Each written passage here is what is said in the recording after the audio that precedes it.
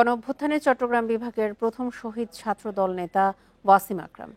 আন্দোলনের শুরু থেকে সক্রিয় ওয়াসিম গত বছরের এই দিনে মুরাদপুরে পুলিশ ও আওয়ামী লীগের সন্ত্রাসীদের হামলায় নিহত হন। মৃত্যুর 1 বছর পার হলেও তার হত্যাকারীদের বিচার নিশ্চিত করা যায়নি। তার আত্মত্যাগের যথাযথ মূল্যায়ন হয়নি বলেও অভিযোগ পরিবার ও বৈষম্য বিরোধী ছাত্র আন্দোলনের নেতাদের।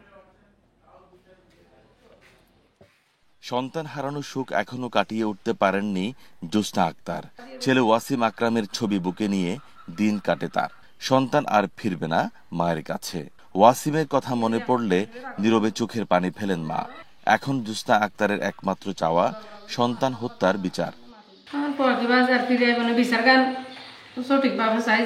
জুলাই আন্দোলনে চট্টগ্রাম বিভাগের প্রথম শহীদ ওয়াসিমকে যথাযথ মূল্যায়ন করতে পারেনি সরকার, এমন অভিযোগ বৈষম্য বিরোধী ছাত্র আন্দোলনের নেতাদের। আমরা আসলে নিহত পরিবারকে এভাবে মূল্যায়ন করতে পারি না, এটা আমাদের আসলে দুঃখের বিষয়। আমরা কক্সবাজার একটা জুলাই মঞ্চ চাই, যেটার নামকরণ হবে শহীদ ওয়াসিম জুলাই মঞ্চ। বা শুধুমাত্র ওয়াসিম না, কক্সবাজারে 4 জন শহীদ হয়েছে, আমরা তাদের নামে এক একজনের নামে এক একটা জায়গা আমরা ভিত্তি স্থাপন করার প্রস্তাব দিয়েছি। শহীদ ওয়াসিম ছাত্রদলের রাজনীতির সঙ্গে যুক্ত ছিলেন। মৃত্যুর 1 সপ্তাহ আগে ভারতের মেঘালয়ে গিয়ে বিএনপির স্থায়ী কমিটির সদস্য সালাউদ্দিন আহমেদের সঙ্গে দেখা করেন। ওয়াসিমের পিতা মাতার গর্ববোধ করা উচিত যে তাদের রক্তদানের মধ্য দিয়ে এই দেশ নতুনভাবে স্বাধীনতা পেয়েছে।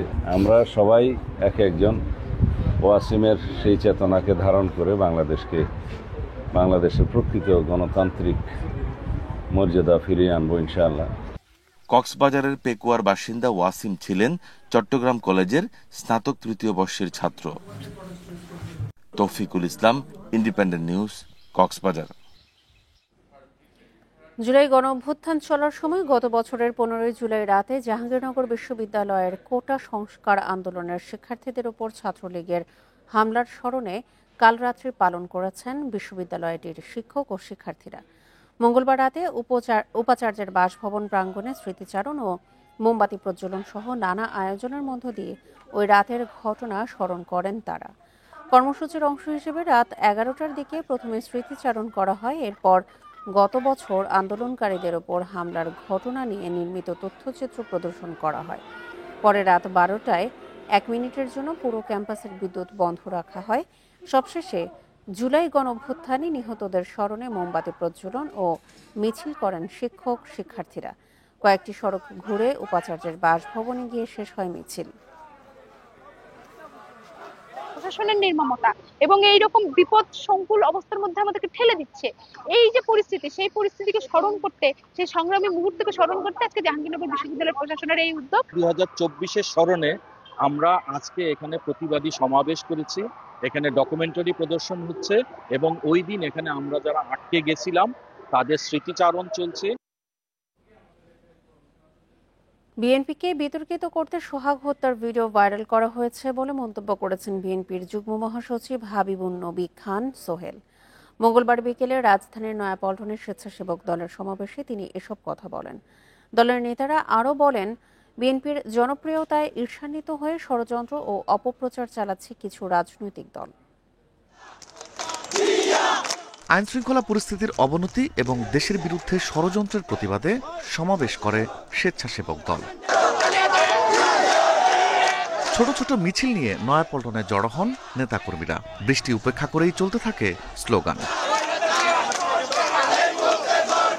এ সময় স্বেচ্ছাসেবক দলের নেতারা বলেন, বিএনপির বিরুদ্ধে কোনো অপপ্রচার বরদাস্ত করা হবে না। যে কোনো ষড়যন্ত্র প্রতিহত করার হুঁশিয়ারি দেন তারা। জামাত ইসলামী এবং আপনাদের চরমোনাই, এই 3 জন মিলে তারা দেশকে একটি অস্থিতিশীল পরিস্থিতি করার চেষ্টা চালিয়ে যাচ্ছে। এই বিক্ষোভ অব্যাহত থাকবে যতক্ষণ পর্যন্ত ওই সমস্ত দুষ্কৃতিকারী ভারতের এজেন্ট যারা এখনো দেশের বিরুদ্ধে ষড়যন্ত্র করছে, যতক্ষণ পর্যন্ত নিবৃত না হবে ততক্ষণ পর্যন্ত রাজপথে পাহারাদার হিসেবে থাকবে ইনশাআল্লাহ। সমাবেশে বিএনপির যুগ্ম মহাসচিব হাবিবুন নবী খান সোহেল বলেন, সোহাগ হত্যাকাণ্ডের ভিডিও ভাইরাল করা ছিল উদ্দেশ্য প্রণোদিত।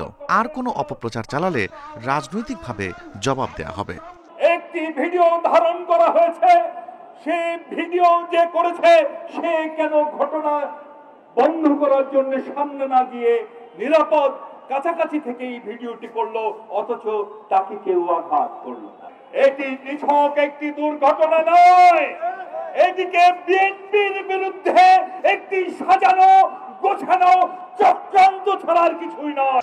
স্বেচ্ছাসেবক দলের বিক্ষোভ মিছিল নয়াপল্টন থেকে শান্তিনগর মগবাজার হয়ে শাহবাগে গিয়ে শেষ হয়। Rifat Alam, independent news, Dhaka. ভবিষ্যতে কেউ যেন বৈধতা নিয়ে প্রশ্ন না তোলে, এজন্য জুলাই গণঅভ্যুত্থানের সাংবিধানিক স্বীকৃতি দিতে চায় বিএনপি। একথা জানিয়েছেন দলের স্থায়ী কমিটির সদস্য সালাউদ্দিন আহমেদ। মঙ্গলবার বিকেলে ঢাকা বিশ্ববিদ্যালয়ের টিএসসিতে এক অনুষ্ঠানে এই মন্তব্য করেন তিনি। গণঅভ্যুত্থানের বর্ষপূর্তিতে মাসব্যাপী নানা কর্মসূচি পালন করছে বিএনপি। এর ধারাবাহিকতায় টিএসসিতে আলোচনা সভার আয়োজন করে ছাত্রদল। এতে প্রধান অতিথি ছিলেন সালাউদ্দিন আহমেদ।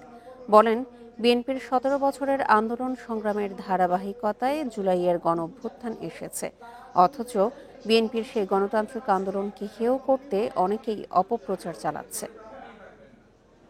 যারা বিভিন্ন রকমের ঘটনায় বিএনপি সহ অন্যান্য দলের শীর্ষ নেতৃবৃন্দদের নামে উৎসাহ ওড়ানোর চেষ্টা করছে, বিভিন্ন রকমের স্লোগানের মধ্য দিয়ে বিভক্তির চেষ্টা করছে জাতির মধ্য দিয়ে, তারা ফেসিবাদের আগমনকে বোধহয় স্বাগত জানায়। সন্ত্রাস চাঁদাবাজির বিরুদ্ধে সবাইকে রুখে দাঁড়ানোর আহ্বান জানিয়েছেন এনসিপি নেতারা। একই সাথে নির্বাচন কমিশনের ভূমিকা নিয়েও প্রশ্ন তুলেছেন তারা। বলেছেন, এদের মাধ্যমে গ্রহণযোগ্য নির্বাচন সম্ভব নয়। ভোলা ও বরিশালের পথসভায় এসব মন্তব্য করেন এনসিপি নেতারা। 15তম দিনে ভোলায় জুলাই পদযাত্রা করেছে এনসিপি, পরে পথসভা করে ভোলা প্রেসক্লাব চত্বরে। সভায় এনসিপি নেতা সামান্তা শারমিন বলেন, মৌলিক সংস্কারের লক্ষ্যে অন্তর্বর্তী সরকারের কর্মকাণ্ড সন্তোষজনক নয়। তিনি মন্তব্য করেন, নতুন রাষ্ট্র গঠনে সহায়তা না করে একটি দল চাঁদাবাজিতে উঠে পড়ে লেগেছে, তাদের প্রতিহত করার হুঁশিয়ারি দেন সামান্তা।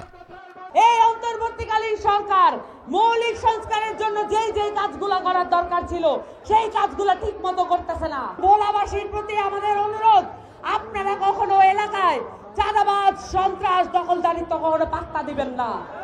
সকলে মিলে প্রতিরোধ গড়ে তুলবেন এবং এদেরকে ঝেঁটিয়ে বিদায় করবেন। ভোলা থেকে পদযাত্রাটি যায় বরিশাল। সেখানে পথসভায় নির্বাচন কমিশনের সমালোচনা করেন হাসনাত আব্দুল্লাহ। বলেন, এই কমিশন কোনোদিন গ্রহণযোগ্য নির্বাচন করতে পারবে না। নির্বাচন কমিশনের পুনর্গঠন প্রয়োজন। এই সিলেক্টিভ নির্বাচন কমিশন দিয়ে গ্রহণযোগ্য নির্বাচন কোনোদিনও সম্ভব না। এই নির্বাচন কমিশনকে বলতে চাই, আপনারা যদি আমাদের রেজিস্ট্রেশন এবং শাপলা প্রতীক নিয়ে গড়িমসি করেন, আমরা রাজনৈতিকভাবে সেটির মোকাবেলা করব। বুধবার গোপালগঞ্জে পদযাত্রা করবে এনসিপি। 64 জেলায় ছড়িয়ে দিতে। Arafatur Rahman, independent news. 19 জুলাই সোহরাওয়ার্দী উদ্যানে জামায়াতে ইসলামের জাতীয় সমাবেশে বিএনপি সহ ফ্যাসিবাদ বিরোধী আন্দোলনের শরিকদেরও দাওয়াত দেওয়া হবে। সমাবেশে 10 লাখ মানুষের সমাগম হবে বলে আশা জানিয়েছেন দলের সহকারী সেক্রেটারি জেনারেল এহসানুল মাহবুব জুবায়ের।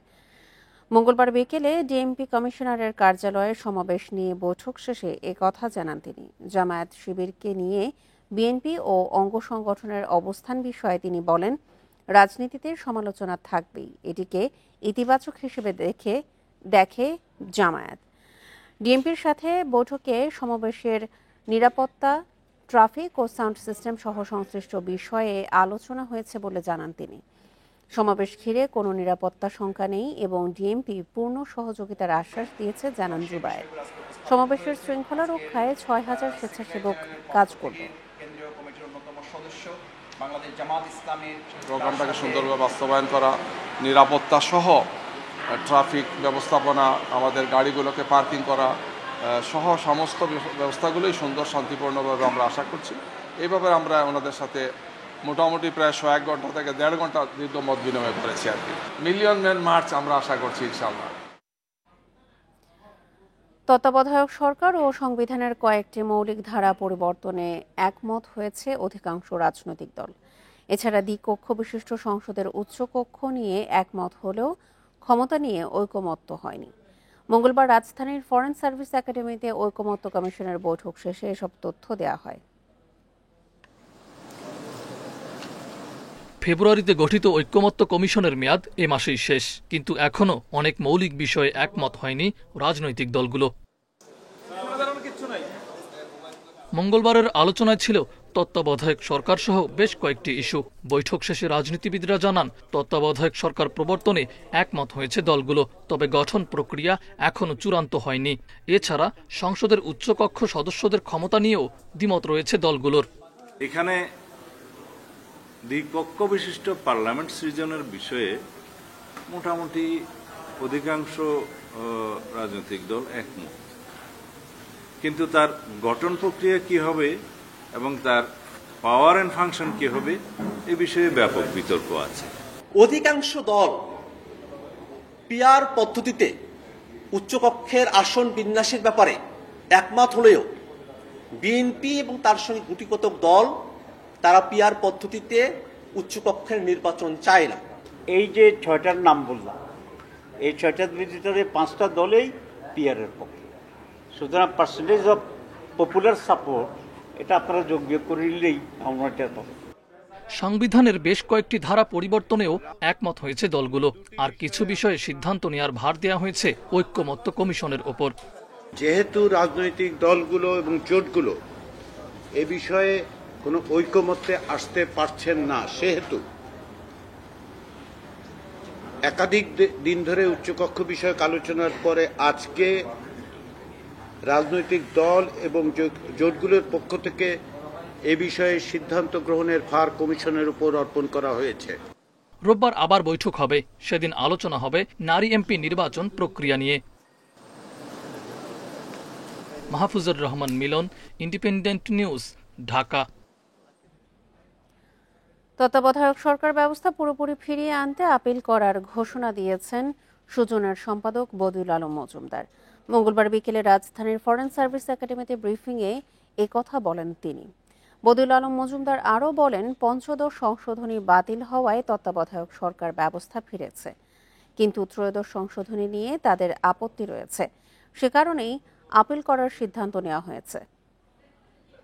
সরকার ব্যবস্থাটা ফিরিয়ে আনার যে আকাঙ্ক্ষা নিয়ে যে আমরা রিটটা করেছি এবং আমরা পঞ্চদশ সংশোধনী অবৈধ এই যুক্তিতে করেছি, এটা আদালত আমাদের সাথে একমত হয়েছে।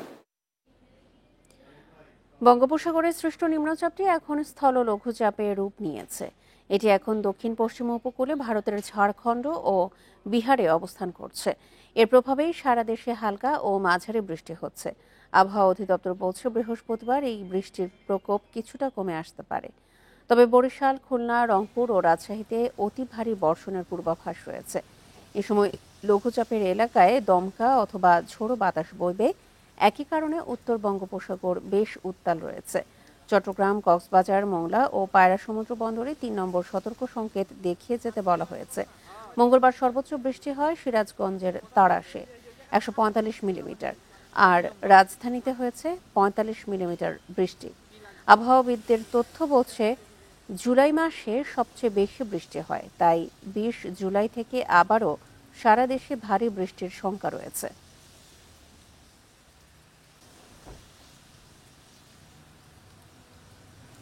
পশ্চিম উত্তর পশ্চিম দিকে সরে গিয়ে এখন ঝাড়খণ্ডে আছে, এটা আরও সরে গিয়ে বিহার এবং উত্তরপ্রদেশের দিকে সরে যাওয়ার সম্ভাবনা আছে। তো এটা যখন ধীরে ধীরে আমাদের টেরিটরি থেকে দূরে সরে যাবে, এর প্রভাবটা আমাদের দেশের উপর কমতে থাকবে। আগামী ২৪ ঘন্টায় খুলনা, রাজশাহী এবং রংপুর বিভাগে অধিকাংশ জায়গায় বৃষ্টি অথবা বজ্রসহ বৃষ্টিপাতের সম্ভাবনা আছে। আর দেশের অন্যত্র দেখা যাবে যে বৃষ্টিপাতের প্রবণতাটা ধীরে ধীরে কমে আসবে। জঙ্গি সংগঠন জামাতুল আনসার ফিল হিন্দাল শারকিয়ার প্রধান নেতা শামীম মাহফুজকে গ্রেপ্তার করেছে র্যাব। তাকে ৫ দিনের রিমান্ডে পাঠিয়েছে আদালত। শামীম মাহফুজকে সোমবার সন্ধ্যায় নারায়ণগঞ্জ থেকে গ্রেপ্তার করা হয়।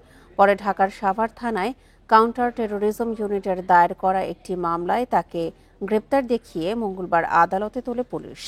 তার বিরুদ্ধে পাকিস্তান ভিত্তিক জঙ্গি সংগঠন তেহরিকে তালেবানের সঙ্গে সংশ্লিষ্টতার অভিযোগ রয়েছে। শামীম মাহফুজের বাড়ি গাইবান্ধার কলেজ পাড়ায়। পাকিস্তানি সংগঠনটির সঙ্গে জড়িত অভিযোগে শামীম সহ এই পর্যন্ত 2 জনকে গ্রেপ্তার করেছে আইন শৃঙ্খলা বাহিনী।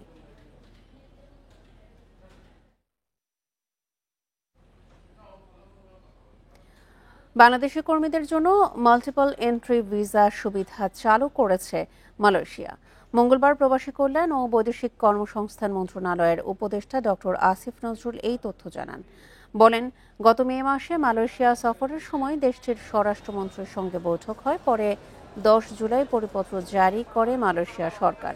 ফলে যেসব বাংলাদেশি কর্মীর পরিপত্র জারির আগে সিঙ্গেল এন্ট্রি ভিসা ও temporary employment visit pass issue করা আছে, তাদের নতুন করে মাল্টিপল এন্ট্রি ভিসা আবেদন করতে হবে না। PLKS নবায়নের সময় মাল্টিপল ভিসা স্বয়ংক্রিয়ভাবেই ইস্যু করা যাবে। এ বিষয়ে মালয়েশিয়ার সব আন্তর্জাতিক বিমানবন্দর ও স্থলবন্দরগুলোতে পরিপত্রের মাধ্যমে নির্দেশনা দেওয়া হয়েছে। দায়দেনা পরিশোধে বড় মৌসুমের ধান কাটার পরপরই তা বিক্রি করেছেন বেশিরভাগ কৃষক। এরপর দেশব্যাপী মজুতদারদের দৌরাত্মে দ্রুত বাড়তে থাকে ধানের দাম। চালকল ব্যবসায়ীরা বলছেন, ধান চালের বাজারে প্রভাব রাখছে বড় শিল্পগোষ্ঠীও। এমন অবস্থায় বাজারের কৃত্রিম সংকট খতিয়ে দেখতে সরকারি তদারকির তাগিদ দিচ্ছেন কৃষি অর্থনীতিবিদরা। এপ্রিলের মাঝামাঝি থেকে মে মাসের দ্বিতীয় সপ্তাহ পর্যন্ত বোরো ধান কাটা হয়। এবার বোরো মৌসুমে ফলন হয়েছে বাম্পার, আর সরকারিভাবে সংগ্রহে প্রতিমণ ধানের দাম ধরা হয় 1440 টাকা। যদিও সাধারণ কৃষকরা সেই সুযোগ পাননি, কেননা ধানের নির্দিষ্ট আর্দ্রতা বজায় রাখা, গুদাম পর্যন্ত পরিবহন, অ্যাপ ব্যবহার সহ ছিল নানা প্রতিবন্ধকতা।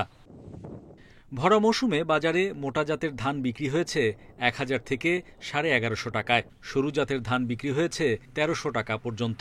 1000, 1100 টাকা দাম বেঁচে ফেলছি আমরা। বেঁচে আমরা হালখাতা টাকা দিছি, এই পালে হনি তাদের দিছি, ধান আর নেই। এখন বেশিরভাগ কৃষকের ঘরে বেচার মতো ধান নেই, কিন্তু বাজারে দাম বাড়ছে দ্রুত। সরু ধানের মন পৌঁছেছে 1700 টাকায়, মোটা ধানের দাম ছাড়িয়েছে 1300 টাকা। ধানটা উঠার সময় যদি এই দামটা হয়, তাহলে কৃষক লাভবান হবে। এই মুহূর্তে কৃষকের ঘরে ধান নেই, যারা বড় কৃষক তাদের ঘরে ধান আছে। খাদ্যপণ্য মজুত ও বিপণন আইন মাঠ পর্যায়ে কার্যকর হয়নি, তাই নিয়ম নীতির তোয়াক্কা করে না ধান মজুতদাররা। বড় বড় শিল্পগোষ্ঠীও চালের বাজারে প্রভাব রাখছে বলে মনে করেন চালকল মালিকরা। হাটে বাজারে মজুতদার হয়ে গেছে কিছু, যারা মনে করেন চাকরি করে কিংবা একটা দোকান করে, তার পাশাপাশি তারা ধান কিনে রাখে। এটা কিন্তু প্রশাসন কেউ খোঁজও করে না, দেখেও না। কিছু বৃহৎ শিল্প কলকারখানা গড়ে উঠেছে, তাদের অধিক পরিমাণ ধান ক্রয় করতে হয়। পাশাপাশি তারা হচ্ছে চাউল তাদের নির্ধারিত মূল্যে তারা বাজারজাত করে থাকে। এইসব কারণে হচ্ছে এই ভর মৌসুমে হচ্ছে ধান এবং চালের মূল্য বেশি বলে আমি মনে করছি। এত অল্প সময়ে কেন এরকম একটা উল্লম্ফন এটা ঘটলো, এটা একটা বোঝার ব্যাপার আছে, দেখার নিশ্চয়ই ব্যাপার আছে, এবং সরকারি আইন অনুযায়ী যেভাবে থাকার কথা সেভাবে আছে কিনা এটা হলো একটি কাজ। এদিকে ধানের দাম বৃদ্ধিকে সামনে এনে মিলাররা গত 1 মাসে চালের কেজিতে বাড়িয়েছে 3 থেকে 8 টাকা পর্যন্ত। এমন অবস্থায় বেসরকারিভাবে চাল আমদানি আবারও শুরু করার তাগিদ দিচ্ছেন অনেকে। মজুতদারের ব্যবসা ভাঙা যাবে, আপনি আমদানি করলেই মজুতদারের ব্যবসা ভেঙে যাবে। Hari Saha, independent news, Dhaka. গাজীপুরের প্রাথমিক শিক্ষা কর্মকর্তা আব্দুস সালামের বিরুদ্ধে ঘুষ বাণিজ্য সহ নানা অভিযোগ খতিয়ে দেখতে কমিটি হলেও 6 মাসে কোনো অগ্রগতি নেই। অনিয়মের কারণে এর আগে 3 বার শাস্তিমূলক বদলি ও 1 বার গ্রেড অবনমন হয় এই কর্মকর্তার। কিন্ডারগার্টেনের নিবন্ধন, শিক্ষক বদলি সহ নানা কাজে ঘুষ নেয়ার অভিযোগ তার বিরুদ্ধে। এদিকে অভিযোগ অসত্য দাবি করে আব্দুস সালাম বলছেন, তার বিরুদ্ধে ষড়যন্ত্র চলছে। বেসরকারি প্রাথমিক বিদ্যালয়ের নিবন্ধনে ঘুষ নেন 50,000 থেকে 1.5 লাখ টাকা। সরকারি স্কুল মেরামতের বরাদ্দ থেকে দাবি করেন বকরা। এমনকি পিয়ন নৈশ প্রহরীদের বোনাস থেকেও 500 টাকা করে নেওয়ার অভিযোগ উঠেছে প্রাথমিক শিক্ষা কর্মকর্তা আব্দুস সালামের বিরুদ্ধে। গত 12 জানুয়ারি গাজীপুর সদর উপজেলার প্রাথমিক শিক্ষা কর্মকর্তার পদে যোগদানের পর থেকে আব্দুস সালামের বিরুদ্ধে ঘুষ অনিয়মের নানা অভিযোগ করেছেন শিক্ষক সহ ভুক্তভোগীরা। বলে যে টাকা আনছেন, তাহলে বলি কিসের টাকা, বলছে যে 3 লাখ টাকা লাগবে। আমরা বলছি টাকা তো দেওয়া যাবে না। উনি কি করে, এই আমাদের ফাইল, আমাদের কাগজপত্র সব ঠিক আছে দেখে উনি ফাইল ছুঁড়ে ফেলে দেয়। উনি আমাদের সামনে অফিসে বৈশাই বিভিন্ন প্রকার অমানবিক আচরণ, তারপরে অশালীন বক্তব্য, আমরা তার এইগুলোর খুবই ক্ষুব্ধ। তার বিরুদ্ধে নিবন্ধন বাণিজ্য বদলিতে অনিয়ম সহ নানা অভিযোগে কয়েক দফা সংবাদ সম্মেলন ও বিক্ষোভ মিছিল করেছেন শিক্ষকরা। এসব ঘটনায় গত ২১ জানুয়ারি উপপরিচালক তৌহিদুল ইসলামকে আহ্বায়ক করে ৩ সদস্যের তদন্ত কমিটি গঠন করে প্রাথমিক শিক্ষা অধিদপ্তর। তবে ৬ মাসেও তদন্তের কোনো অগ্রগতি না থাকায় ক্ষুব্ধ ভুক্তভোগীরা। জেলা প্রশাসক, আমাদের পুলিশ প্রশাসন সহ আমাদের প্রাথমিক শিক্ষা অধিদপ্তর সচিব বরাবর ওনার বিরুদ্ধে আমরা কমপ্লেন করেছি। আমরা তার দৃষ্টান্তমূলক শাস্তি এবং অপসারণ চাই। অধিদপ্তর তদন্ত করে গেছে কয়েকদিন আগে, এগুলো তদন্ত হচ্ছে, ঘটনার সত্যতা প্রমাণ হলে শাস্তি হবে, তদন্ত চলছে। এই বিষয়ে যোগাযোগ করা হলে সব অভিযোগ অস্বীকার করেন সালাম। তার বিরুদ্ধে ষড়যন্ত্র হচ্ছে দাবি উপজেলা শিক্ষা কর্মকর্তার। প্রক্রিয়াটাকে কিভাবে বিঘ্নিত করবে, কিভাবে হেনস্থা করবে, এটাই হচ্ছে সত্য, এবং এই বিষয়টি কিন্তু আমার উপরের কর্তৃপক্ষও কিন্তু এটি হচ্ছে অবগত। উপজেলা শিক্ষা কর্মকর্তা আব্দুস সালামের বিরুদ্ধে আগের 3টি বিভাগীয় মামলাও চলমান আছে। Independent news. আর এ ছিল এখনকার মতো বিরতিহীন ইন্ডিপেন্ডেন্ট সংবাদে। এছাড়া ইন্ডিপেন্ডেন্ট টেলিভিশনের সব খবর আরও বিস্তারিত জানতে চোখ রাখুন ফেসবুক, ইউটিউব এবং এক্সে। এতক্ষণ সাথে থাকার জন্য ধন্যবাদ সবাইকে। আমন্ত্রণ পরের আয়োজনে।